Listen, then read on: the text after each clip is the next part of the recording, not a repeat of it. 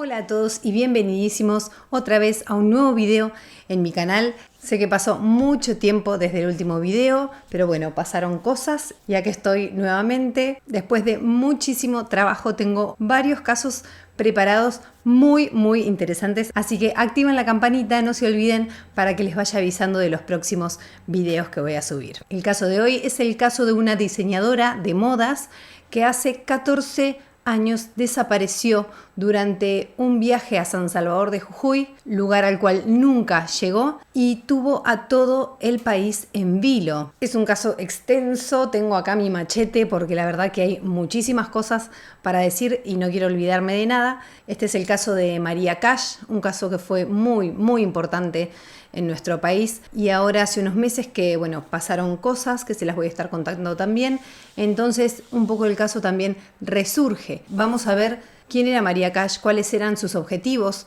en esta vida, por qué realizó ese viaje, y también vamos a recorrer un poco esa deambulación que tuvo entre provincias, entre ciudades, que son bastante incomprensibles. Les voy a comentar varias pistas, algunas sirvieron, otras no, pero bueno, todo el contenido en este video es un video que es imposible que sea corto, pero sí, bueno, traté de dejar solamente lo más importante. Y al final del video la actualización de lo que estuvo pasando este último año con este caso. Sin más rodeos, sin dar más vueltas, el caso de María Cash.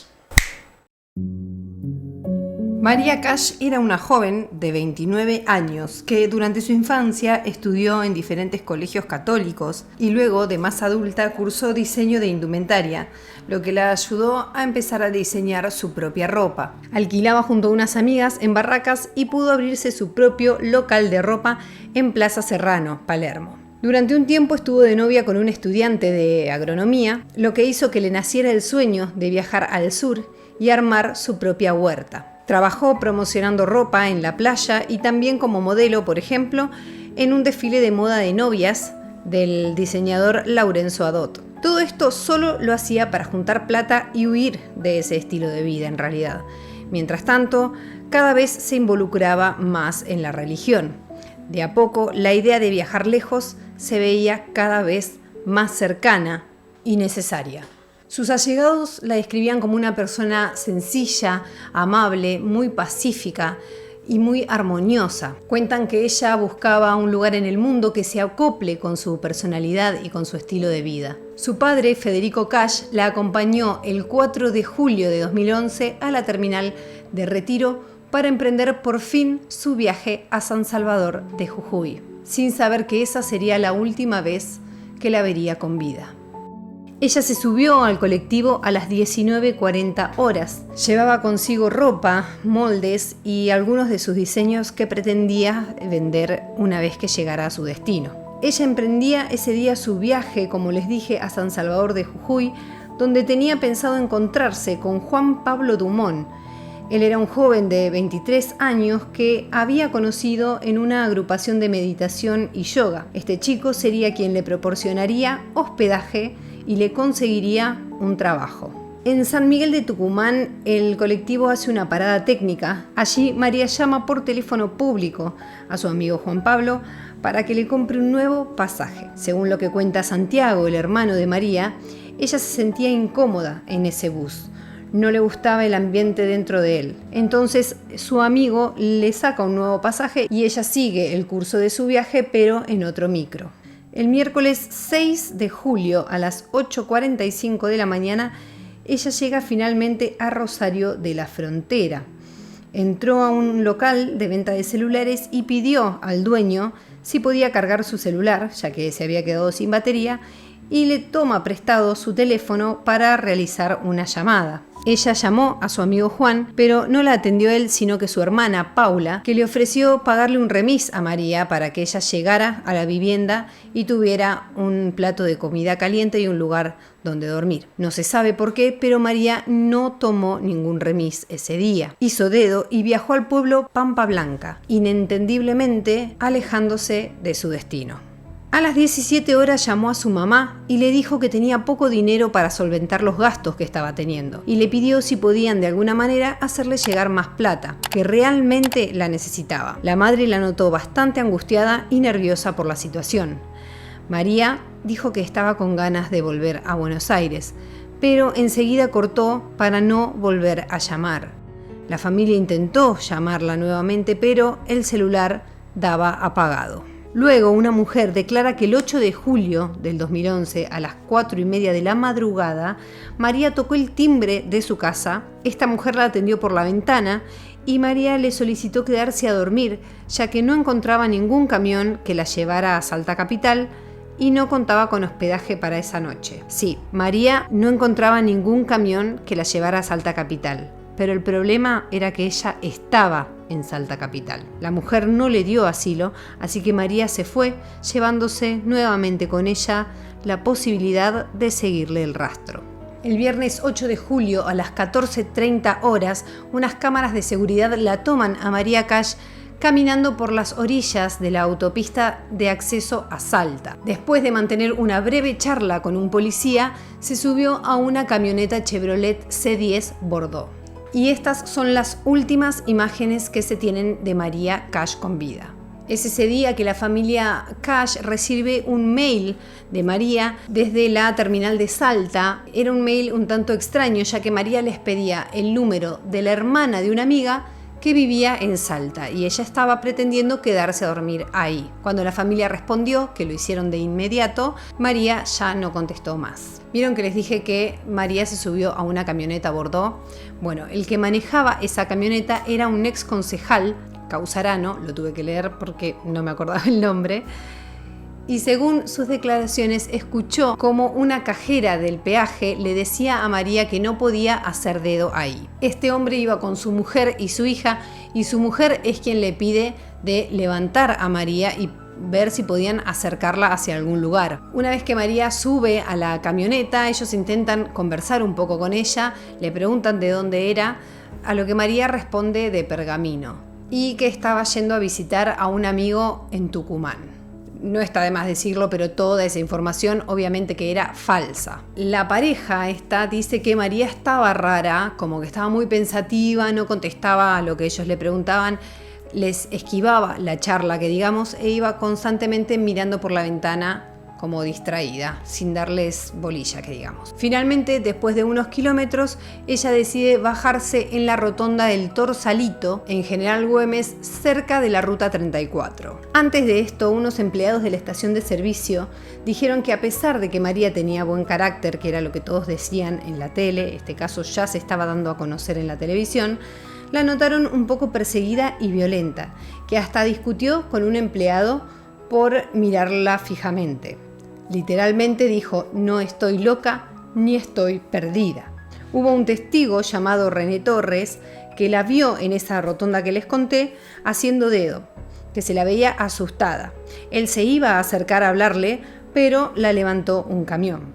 Según la policía, ella hizo dedo en esa rotonda hasta que la levanta este camión. Era un Mercedes-Benz blanco que atrás tenía la inscripción Catita, que luego la dejó en un paraje llamado Cabeza de Buey. Se investigó que el camión le pertenecía a Miguel Segura, que era dueño de una cadena de supermercados, y el camionero, Héctor Romero, fue llamado a declarar y dijo que María le dijo que quería llegar a Córdoba. Como verán, María deambulaba de un lado a otro, iba hacia el sur, hacia el norte constantemente, y esto hacía que a la policía se le hiciera muy difícil seguirle el rastro. Este caso se hizo muy conocido por su rareza, por la forma en que ella va y viene, tanto como se ven las cámaras de seguridad, como lo que van diciendo los testigos, de que la llevaron hacia el norte, hacia el sur, como que no tenía un camino fijo, sino pareciera que ella iba probando para dónde podía ir. Era completamente extraño. Para este momento el caso ya era público, lo encontrábamos masivamente en los medios de comunicación. Esta joven sin rumbo tenía en vilo a toda la Argentina. Y como ya sabemos, la masividad de estos casos lo que provoca es demasiados llamados por avistamientos. Algunos eran reales, otros falsos. Los falsos a veces eran sin querer y a veces era gente que simplemente se quería aprovechar de la recompensa que ofrecían por aportar datos. Este hombre, Héctor Romero, el conductor del camión que les conté recién, declaró que María se subió a su camión y que él le hizo algunas preguntas, que él se sintió incómoda, y se bajó enseguida. Solo hizo un par de kilómetros junto a él. Pasaban los días y no se sabía nada de María. Ante la situación de haberla visto deambulando, se empezó a considerar la opción de que ella haya sido internada en un centro sanitario debido a su aparente estado de confusión y viéndose expuesta a cualquier tipo de peligro. Es entonces cuando el grupo Red Solidaria y la familia de María solicitan públicamente información que pudieran aportar tanto médicos, enfermeros, hospitales. Cualquier detalle podía ser importante a la hora de localizar a Cash, o por lo menos saber qué rumbo había tomado. Es entonces cuando alguien declara que el día anterior a la última vez que se la vio a María, que fue el 8, ese jueves 7, ella va al hospital San Bernardo a querer hacerse atender debido a que se sentía un poco mal. Lo raro es que solamente dio su nombre y su DNI, no quiso dar el apellido. Ella queda en la sala de espera, esperando a ser atendida obviamente, pero cuando salen a llamarla, ella ya se había ido. Se fue sin que la atendieran. La recepcionista del lugar dice que la vio como desorientada también. Esto, como algunos dicen, que puede ser producto de estupefacientes, otros de algún problema psiquiátrico.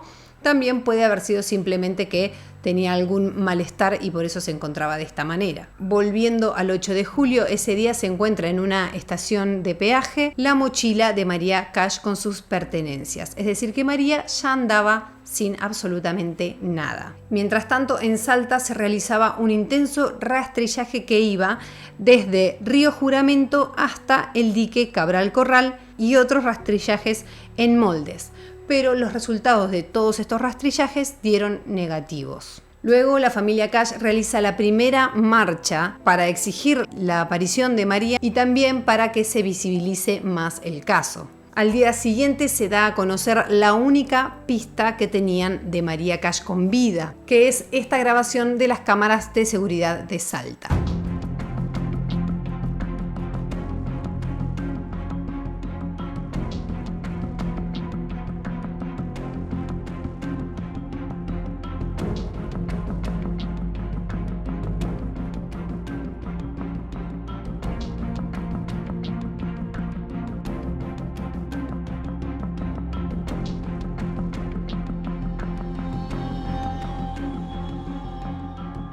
Algunos opinan que estaba huyendo de algo o de alguien, la ven como preocupada, otros que estaba en un estado de confusión o bajo sustancias.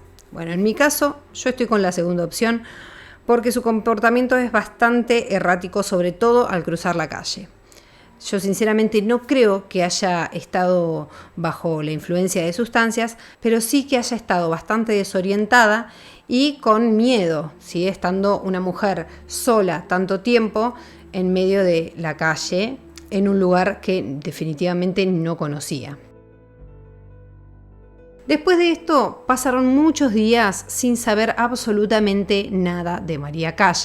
En los medios de comunicación se especulaba un montón con este caso, estaba en todos lados y obviamente que el sabor del rating hacía que cada vez se creen más hipótesis sobre lo que podría haber pasado con María Cash.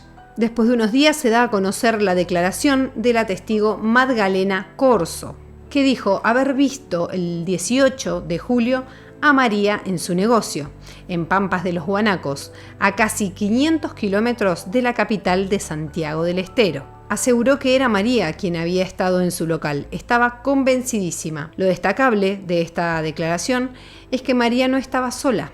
Estaba junto a un hombre. Por suerte no era cualquier hombre, la señora lo conocía, porque este señor solía ir a su comercio a cobrar la cuota de un préstamo que ella había pedido a una empresa. El nombre de este señor es Fabián Cuellar. Él entró al comercio, pero María no. Ella se quedó en la vereda junto a la moto en la que habían ido. Describió cómo estaba vestida y que tenía la mirada perdida y confundida, como si estuviera distraída. Esta mujer cuenta que cuando se fueron, Fabián le dijo: «Vamos, mi amor».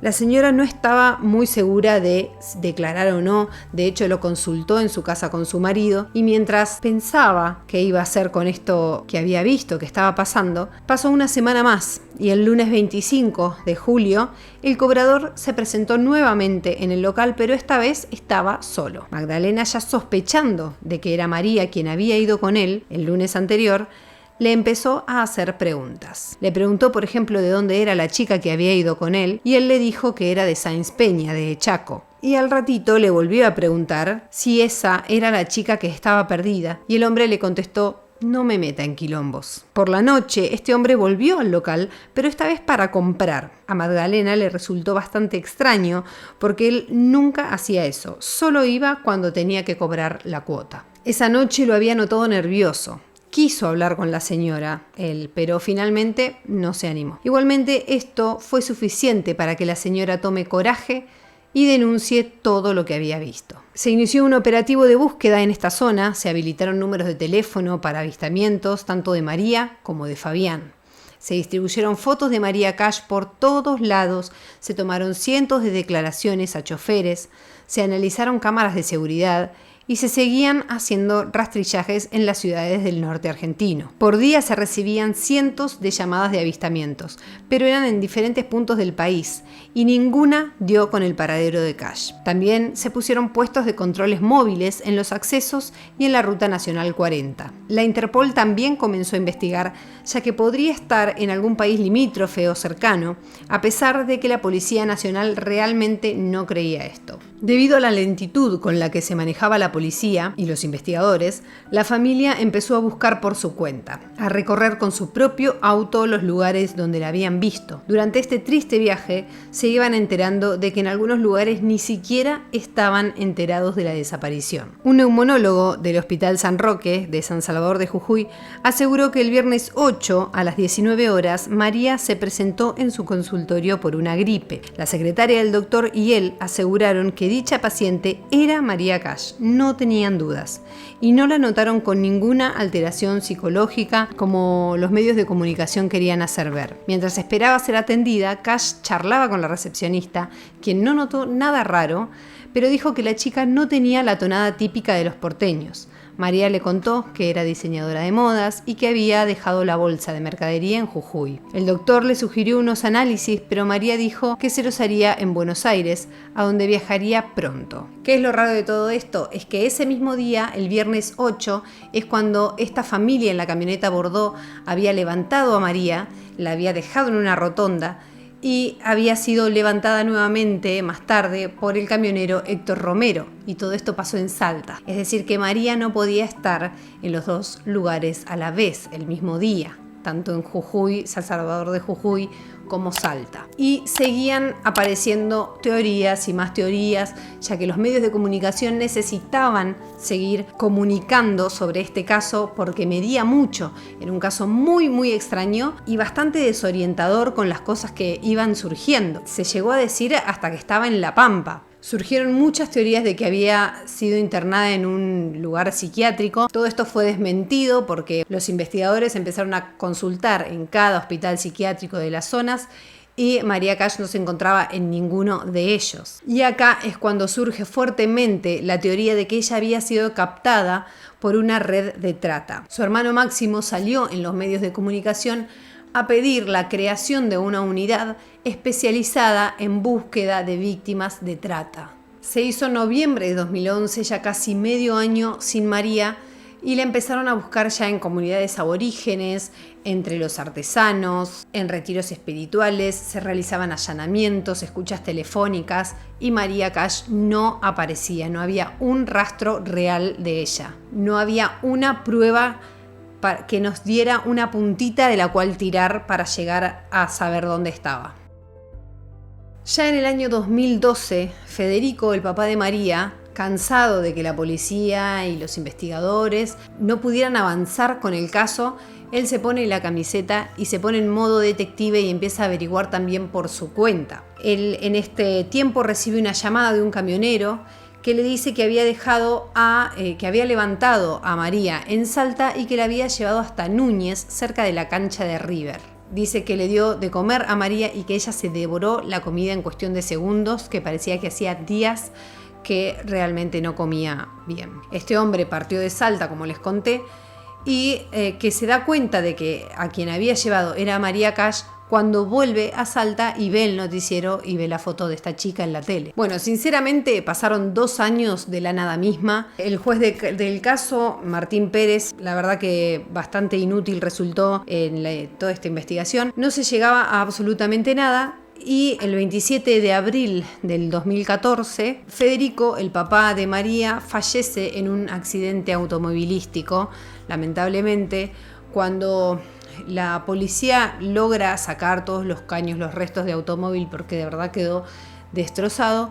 Se encuentran en el auto con un montón de folletos de María, un montón de anotaciones, porque él estaba siguiendo el rastro a su hija. Él venía de entrevistar gente, de pegar folletos por todos lados donde iba. Y bueno, pasó esto, que en la ruta tuvo un accidente y lamentablemente falleció. Federico había denunciado que le habían llegado unos mensajes de texto que decían lo siguiente: yo no la maté, la mató la boludez. Vos estás cerca del gitano que la mató. Y también recibió otro mensaje de texto que decía: se van a enterar qué le pasó a tu nena y en la cagada en la que estaba metida.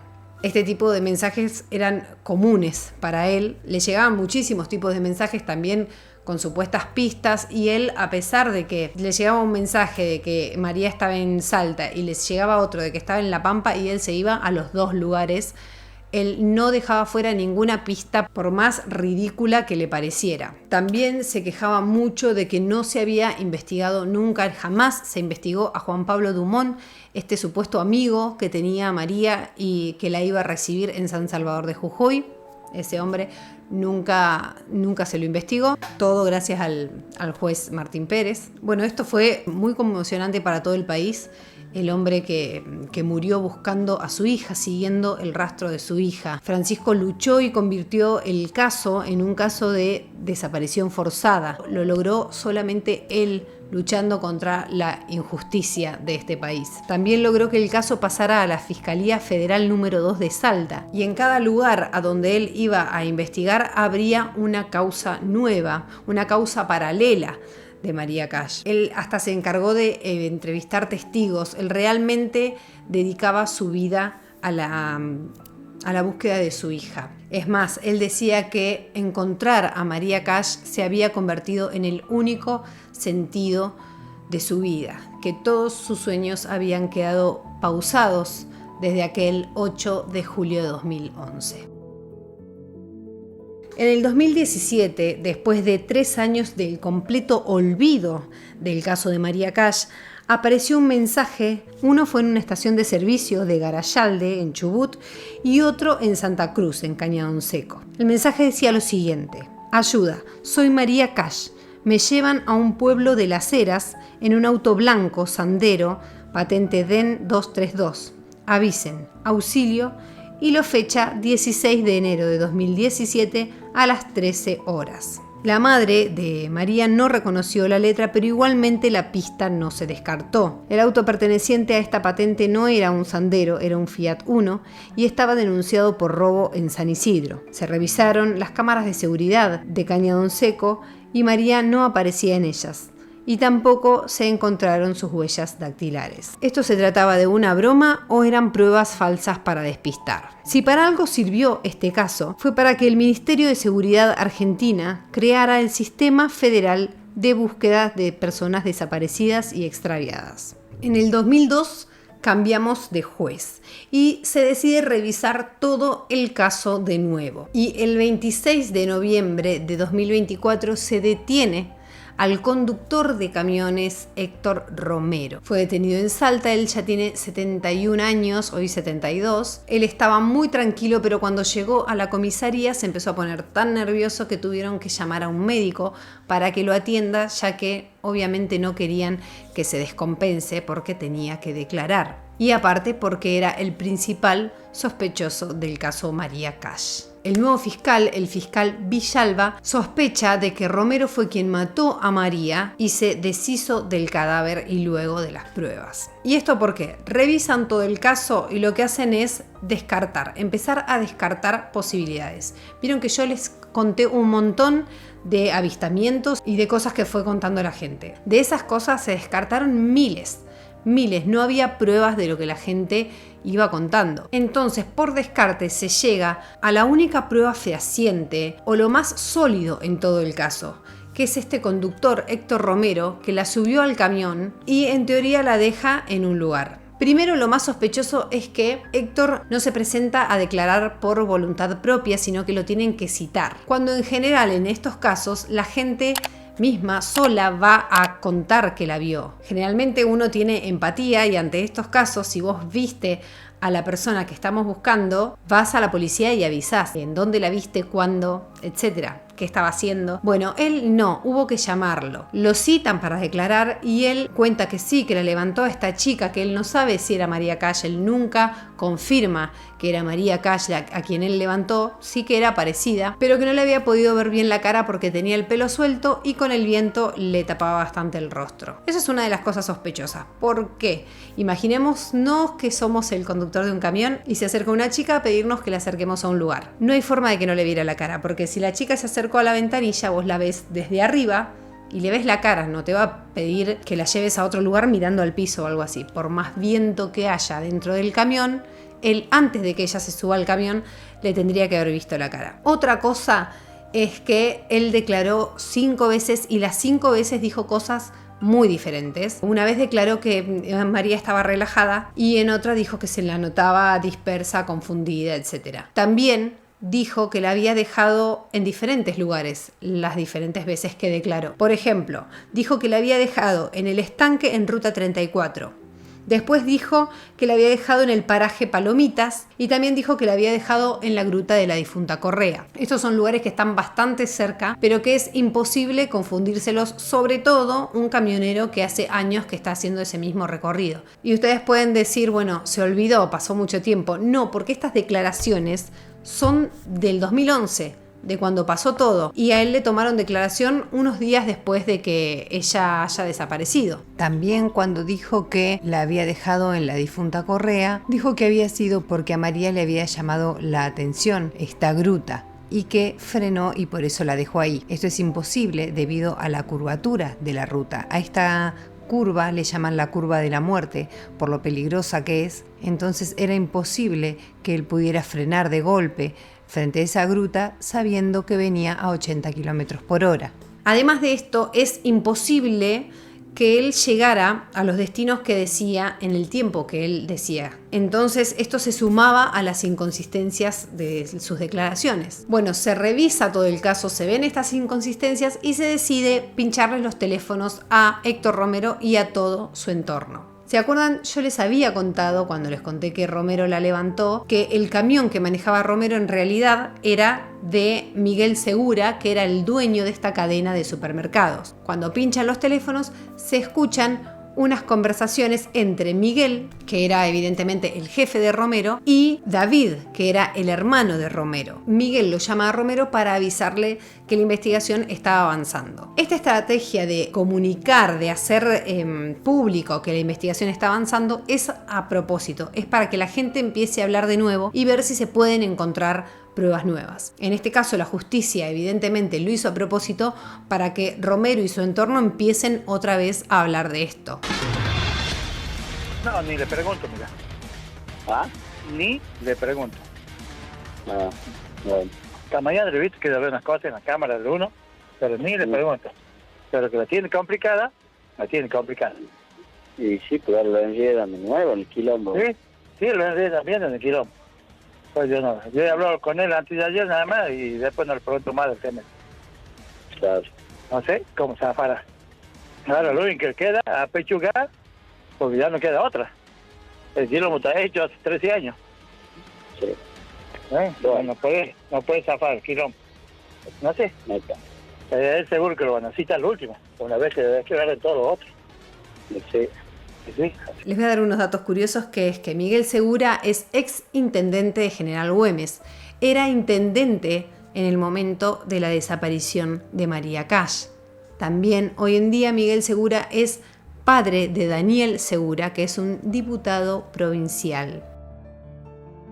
Después de todo esto acuerdan no comunicarse más por celular por si estaban pinchados y los estaban grabando. Bueno, ¿qué se sabe hoy? Que Héctor Segura está imputado por falso testimonio y puede haber sido encubridor. También surge un nuevo nombre, que es Gustavo Lemos. Gustavo es el encargado del supermercado de Miguel. Ese supermercado al que iba Héctor también es sospechoso de haber encubierto todo esto. ¿Por qué se dice que lo encubrió? Héctor Romero es camionero hace 20 años. Hace 20 años que hace el mismo recorrido. Se conoce esa ruta más que a la palma de su propia mano. En esos 20 años, Héctor se atrasó 3 veces nada más.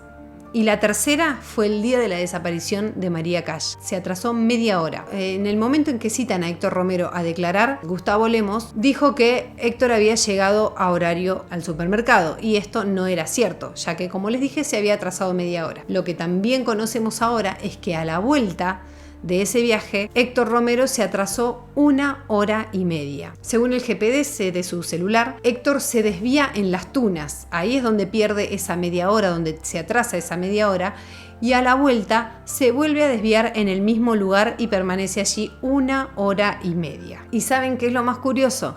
Que el 8 de agosto, un mes después de la desaparición, Héctor vuelve a Las Tunas. Todo esto lo sabemos gracias al GPS del celular de Héctor. Héctor Romero hoy está imputado por homicidio con alevosía. ¿Cuál se sospecha que es el móvil? Al principio decían que él podría haberla trasladado a algún lugar para ser víctima de trata, etc. Lo que sospecha ahora el fiscal Villalba es que en realidad Héctor lo que quería era agredirla sexualmente. Es algo bastante curioso como algo tan simple puede determinarnos, por ejemplo, esto, que es el motivo del secuestro o del asesinato, lo que haya sucedido. Lo que explican es que cuando alguien declara el avistamiento de una persona y le preguntan cómo está vestida o cómo la vieron, en este caso, uno la describe de arriba hacia abajo. Si tenía un gorrito de lana, si tenía una bufanda, el color del pantalón, lo que llevaba puesto en los pies. Bueno, Héctor, cuando le preguntan, la describió de abajo hacia arriba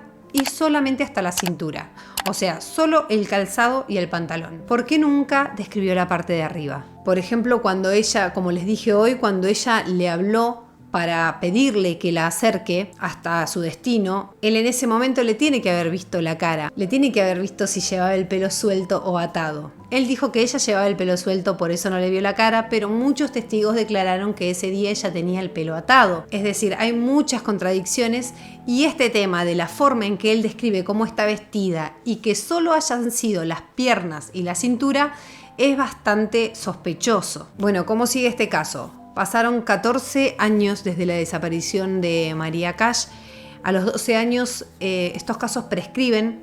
Habría que ver si hay alguna comisión de delito en estos 14 años que haya interrumpido este proceso que nos permita empezar de cero a contar los años para la prescripción. Pero eso todavía no lo podemos saber. También algo que me llama mucho la atención es que el juez anterior que les dije, Martín Pérez, que era un desastre, de hecho la mamá de María Cash, que nunca más habló, pero en su momento dijo que le parecía no sé si inepto, inútil o algo por el estilo, este juez. Lo curioso es que, más allá de que hubo 4.000 pistas falsas, algunas intencionadas, otras no, como por ejemplo la del doctor de San Salvador de Jujuy, él se confundió. No fue una pista falsa para despistar, justamente, sino que sinceramente había sido otra chica la que había ido y dio la casualidad de que era diseñadora de modas, etc. O por ejemplo, un hombre en la gruta de la difunta Correa dijo que la había visto.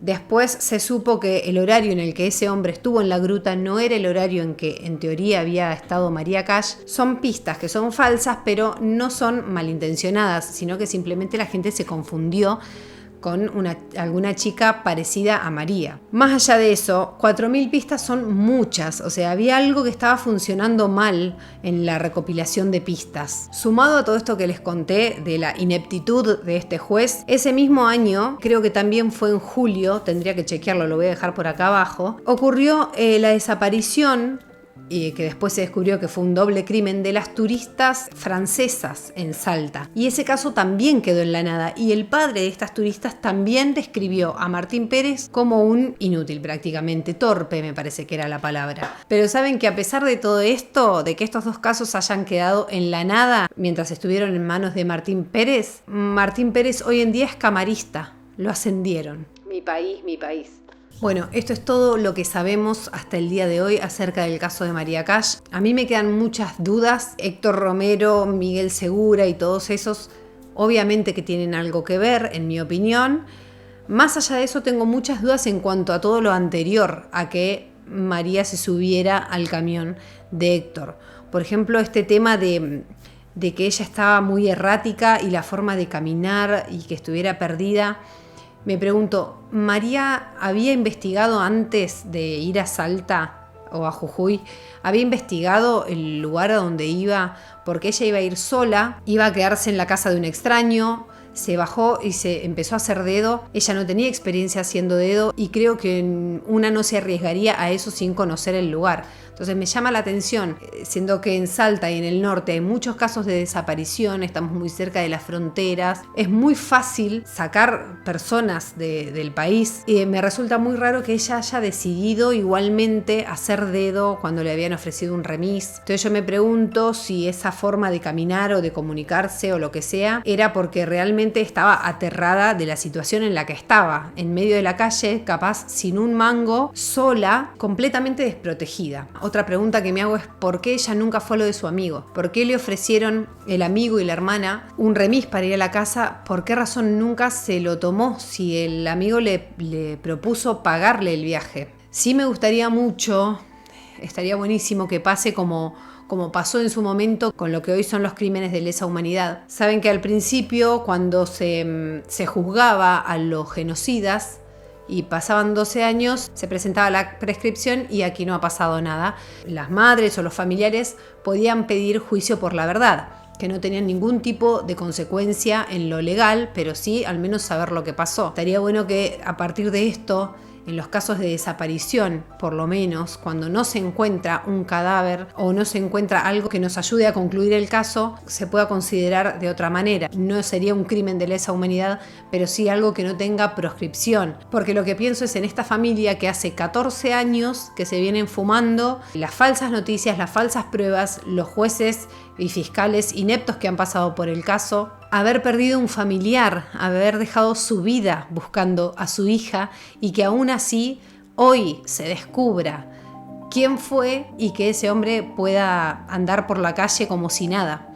que no tenga una consecuencia. Así que tengo la esperanza de que se pueda llegar a modificar algo con respecto a la justicia y a las leyes a partir de este caso. Bueno, perdón si me explayé un montón con la conclusión, pero es un caso que siempre me apasionó, me costó mucho hacer, me llevó mucho tiempo y también es un caso que me costó mucho en lo emocional. Últimamente estoy muy sensible, pero bueno, este padre que lo dio todo por ella y hasta perdió su vida buscándola en un lugar completamente alejado de donde su hija en realidad estaba. Piensen que se recorrió todo el país siguiendo los rastros de su hija y ella no había salido nunca del último lugar donde había sido vista con vida. Bueno, gente, y hasta acá el video de hoy.